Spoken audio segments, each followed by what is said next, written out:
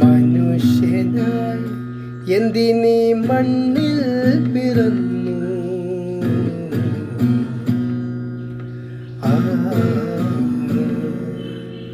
മനുഷ്യനായി എന്തിനീ മണ്ണിൽ പിറന്നു? മനസാക്ഷിയോടൊന്ന് ചോദിച്ചു നോക്കൂ. മനുഷ്യനായി എന്തിനീ മണ്ണിൽ പിറന്നു? മനസാക്ഷിയോടൊന്ന് ചോദിച്ചു നോക്കൂ. അമ്മതൻ ഉദരത്തിലണുവായി പിറന്നു, അറിയാത്ത വേഷത്തിൽ രംഗത്ത് വന്നു.